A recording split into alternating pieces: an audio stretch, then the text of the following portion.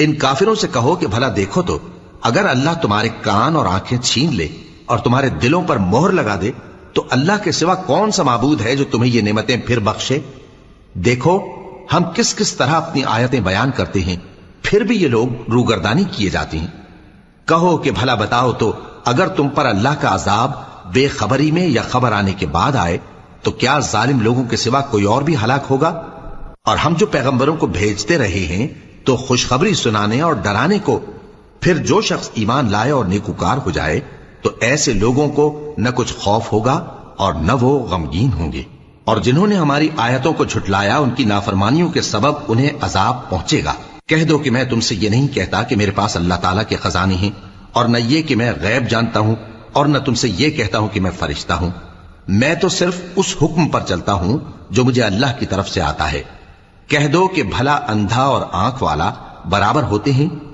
تو پھر تم غور کیوں نہیں کرتے؟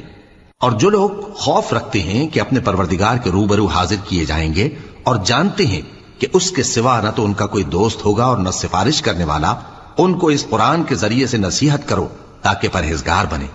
اور جو لوگ صبح و شام اپنے پروردگار سے دعا کرتے ہیں اور اس کی توجہ کے طالب ہیں، ان کو اپنے پاس سے مت نکالو۔ ان کے حساب اعمال کی جواب دہی تم پر کچھ نہیں، اور تمہارے حساب کی جواب دہی ان پر کچھ نہیں۔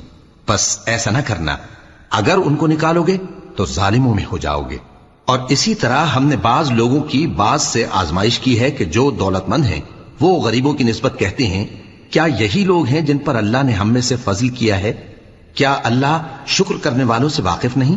اور جب تمہارے پاس ایسے لوگ آیا کریں جو ہماری آیتوں پر ایمان لاتے ہیں تو ان سے کہو سلام علیکم، تمہارے رب نے اپنی ذات پاک پر رحمت کو لازم کر لیا ہے کہ جو کوئی تم میں سے نادانی سے کوئی بری حرکت کر بیٹھے پھر اس کے بعد توبہ کر لے اور نیکوکار ہو جائے تو وہ بخشنے والا ہے، مہربان ہے۔ اور اسی طرح ہم اپنی آیتیں کھول کھول کر بیان کرتی ہیں تاکہ تم لوگ ان پر عمل کرو، اور اس لیے کہ گنہگاروں کا رستہ ظاہر ہو